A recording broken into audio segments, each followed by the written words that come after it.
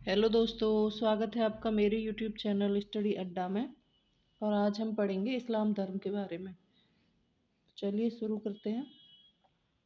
तो इस्लाम का उदय कैसे हुआ, इसके बारे में आज पढ़ेंगे हम। इस्लाम के कितने सिद्धांत थे?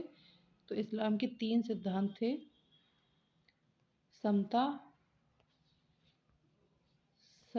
समानता और बंधुत्व। अब हज़रत मोहम्मद का जन्म कब हुआ? तो हज़रत मोहम्मद का जन्म 570 में मक्का शहर में हुआ था। 570 में मक्का शहर में हुआ था। कलमा क्या है? तो कलमा अल्लाह एक है और मोहम्मद इसके पैगंबर हैं। ज़कात क्या है? ज़कात है अपनी उपार्जित आय का 2.5 भाग गरीबों को दान करना।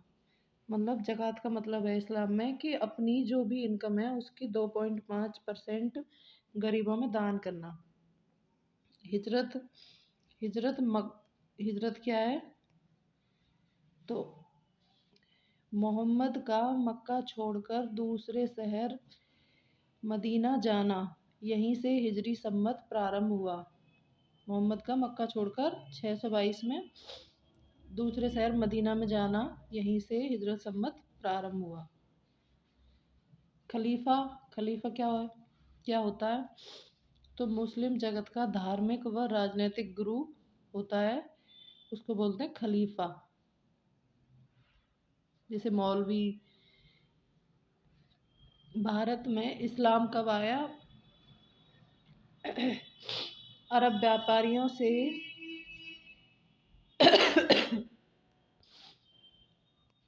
अरब व्यापारियों से ईरानी शरणार्थियों से मोहम्मद बिन कासिम ने जब सिंध पर अपना राज्य स्थापित किया था और सूफी संतों के द्वारा भारत में इस्लाम आया।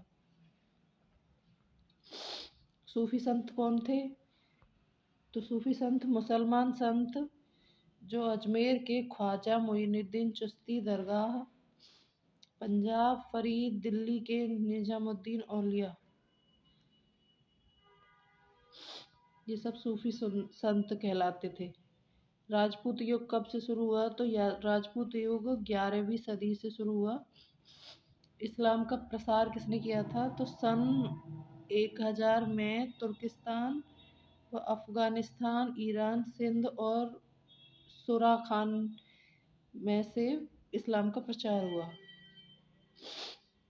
आगे सोमनाथ मंदिर किसने बनवाया? तो सोमनाथ मंदिर महमूद गजनवी के द्वारा 1025 में आक्रमण किया गया था। मतलब बनवाया नहीं, सॉरी, सोमनाथ मंदिर को महमूद गजनवी ने 1025 में आक्रमण कर तोड़वा दिया था। अलबरूनी कौन था? तो अलबरूनी था तहकीक हिंद। ये गजनवी के साथ भारत आया था। तहकीक हिंद इसको बोलते थे और ये गजनवी के साथ भारत आया था। मोहम्मद गौरी कौन था? तो अफगानिस्तान के गौर नामक स्थान से आया था, इसलिए से सबसे पहले पंजाब पर आक्रमण किया। सबसे पहले इसने आक्रमण किया था पंजाब पर, फिर पूरे पंजाब पर अपना अधिकार कर लिया। पृथ्वीराज चौहान अजमेर के चौहान वंश के शासक थे। तराइन का द्वितीय युद्ध कब हुआ था? तो 1112 में मोहम्मद गौरी की जीत हुई थी। तराइन के द्वितीय विश्व युद्ध में किसकी जीत हुई थी? मोहम्मद गौरी की। तराइन का प्रथम युद्ध 1191 में पृथ्वीराज ने जीता और पंजाब पर अपना कब्जा कर लिया। 1119 में पृथ्वीराज ने जीता और पंजाब पर अपना कब्जा कर लिया। तुर्क क्या है? तुर्क मध्य एशिया, तुर्किस्तान के लोग जो होते हैं उन्हें बोलते हैं तुर्क। आगे महमूद गजनबी का उद्देश्य। तो महमूद गजनबी किस उद्देश्य से भारत आया था? तो भारत की विशाल धन संपदा को लूटना था उसका जो उद्देश्य था महमूद गजनबी का। मोहम्मद गौरी ने किन राज्यों को हराया? मोहम्मद गौरी ने किन राज्यों को हराया? तो उसने हराया था सेन, गढ़वाल, चौहान, चंदेल राजाओं को हराकर भारत के उत्तरी हिस्से पर अपना अधिकार कर लिया। कौन से हिस्से पे? भारत के उत्तरी हिस्से पे। और उसकी मृत्यु कब हुई? तो उसकी मृत्यु हुई थी 1206 में। कब हुई थी? 1206 में। मुख्य गुलाम अधिकारी कुतुबुद्दीन ऐबक था, जो बाद में खुद सुल्तान बना। इसकी मृत्यु के बाद कुतुबुद्दीन ऐबक सुल्तान बन गया था। तुर्की सल्तनत उसके गौरी के राज्य से संबंध तोड़ भारत में ही तुर्क राजपूत मजबूत किया, जो तुर्की सल्तनत कहलाया। अमीर सरदारों को अमीर कहा जाता था। आगे सल्तनत कालीन सुल्तान। सल्तनत कालीन सुल्तान तो खिलजी वंश, तुगलक वंश, सैयद वंश, लोदी वंश। और प्रारंभिक तुर्क कौन थे?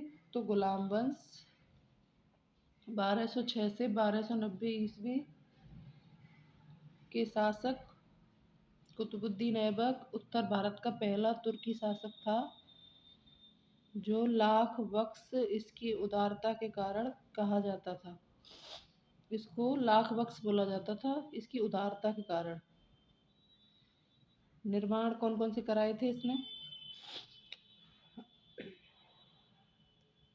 तो इसने कुतुब मीनार और कुस्वत उल इस्लाम मस्जिद अजमेर में, और 2.5 दिन का झोपड़ा इसने बनवाए थे। कुतुबुद्दीन ने शुरुआत की, पर पूरा इल्तुतमिश ने किया था। 2.5 दिन का झोपड़ा कुतुबुद्दीन ऐबक ने शुरुआत की थी, लेकिन पूरा इल्तुतमिश ने करवाया था। और इसकी मृत्यु हुई 1210 में। अब इल्तुतमिश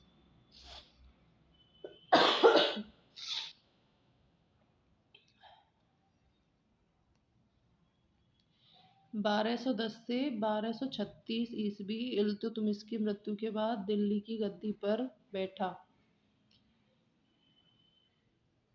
1210 से 1236 ईस्वी कुतुबुद्दीन ऐबक की मृत्यु के बाद दिल्ली की गद्दी पर बैठ गया था।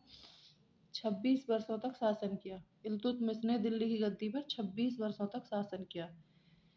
एकता व्यवस्था क्या थी जो इल्तुतमिश ने लगाई थी? तो केंद्रों को प्रांतीय और स्थानीय शासन से जोड़ना।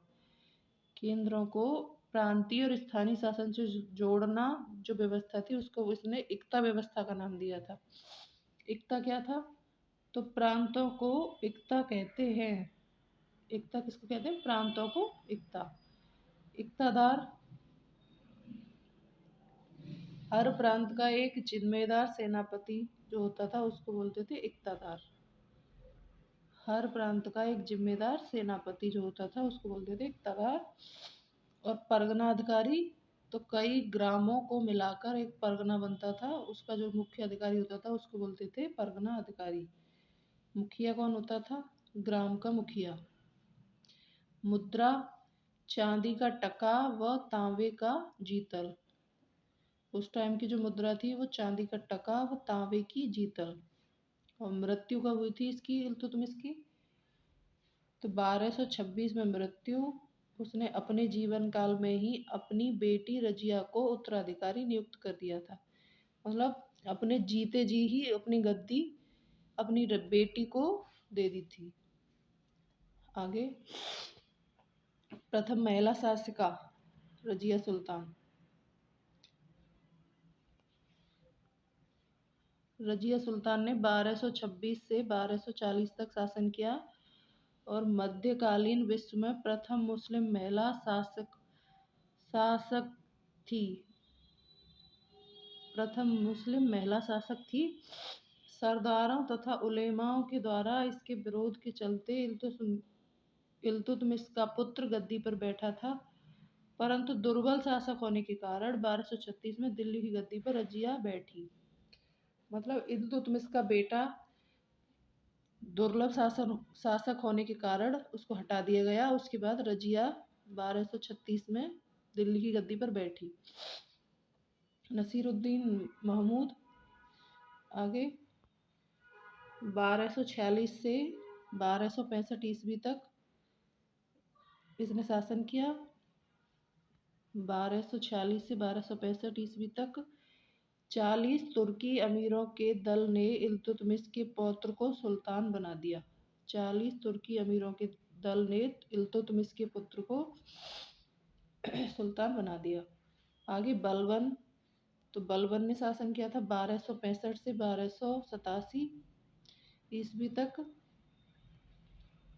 1265 से 1287 ईस्वी तक यह एक योग्य और अनुभवी शासक था।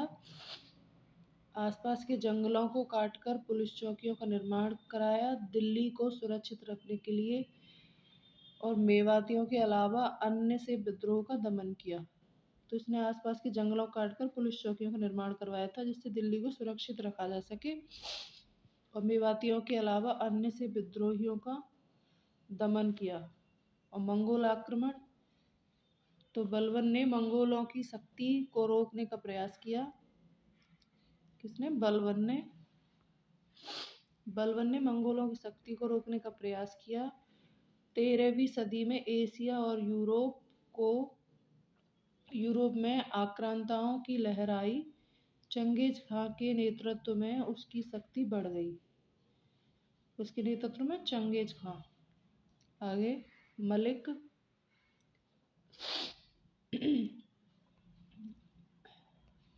तो मलिक सरहद एवं पंजाब के मुसलमानों की सम्मानजनक उपाधि जो होती थी उसको बोलते थे मलिक।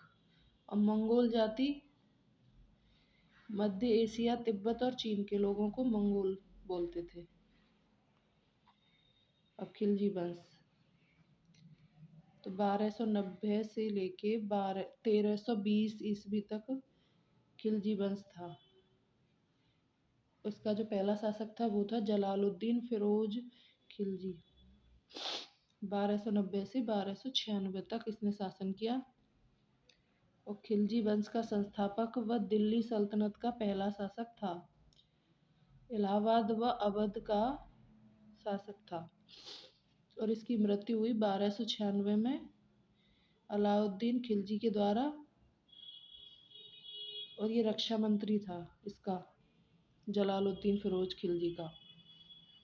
अगला शासक था अलाउद्दीन खिलजी। आगे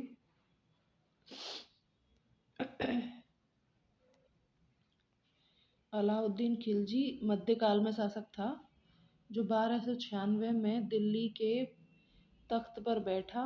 एक चतुर कुशल शासक व राजनीतिज्ञ था। वह एक चतुर कुशल शासक व राजनीतिज्ञ था। उलेमा कौन थे? तो धर्म गुरुओं को नापसंद करता था। अलाउद्दीन खिलजी जो था वो धर्म गुरुओं को नापसंद करता था। हुलिया सैनिकों का पूरा विवरण रंग रूप के आधार पर जो होता था उसको बोलते थे हुलिया। नगद वेतन, तो सैनिकों को नगद वेतन प्रणाली जो थी वो अलाउद्दीन खिलजी के द्वारा चालू करी गई थी। दाग का मतलब है घोड़ों पर निशान लगाने की व्यवस्था। आगे घोड़ों पर निशान लगाने की व्यवस्था जिससे घोड़ों की पहचान हो जाती थी। साम्राज्य क्या था इसका? तो गुजरात, चित्तौड़, चंदेरी, उज्जैन, मांडू, धार, रणथंभौर पर अपना अधिकार कर लिया था। इतनी सारी जगहों पर इसने अपना अधिकार कर लिया था। मलिक काफूर कौन था? तो दक्षिण भारत के देवगिरी, तेलंगाना, होयसल पर विजय प्राप्त कर ली थी। अमीरों व सरदारों पर नियंत्रण।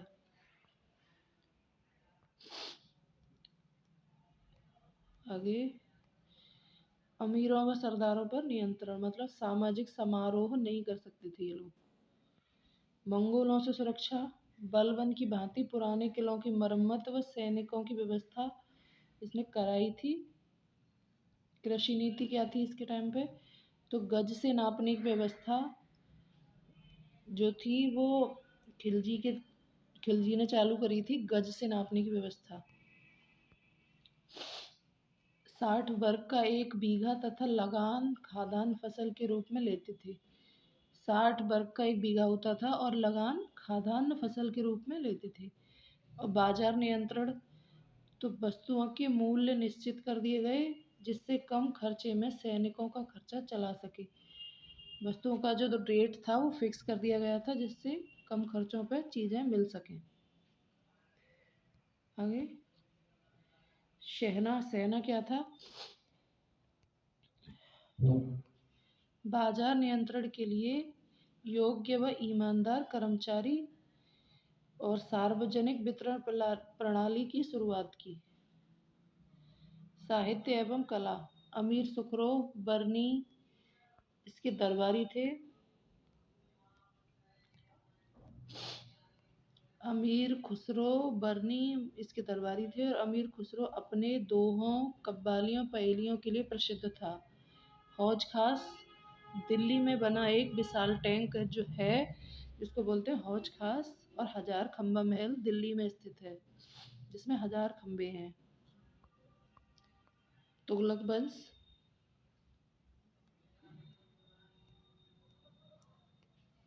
तुगलक काल में 1320 के बाद 1412 तक तुगलक काल था। तो इसका पहला जो शासक था वो था गयासुद्दीन तुगलक। 1320 से 1325 तक इसने राज किया। मध्यकाल में तुगलक वंश का प्रथम शासक था गयासुद्दीन तुगलक। कौन से काल में? मध्यकाल में। और मोहम्मद बिन तुगलक के बाद इसका जो बेटा था गयासुद्दीन तुगलक का पुत्र था मोहम्मद बिन तुगलक 1325 में शासक बना। और इसकी जो योजनाएं थी वो कौन कौन सी थी? तो वो थी दोआब में कर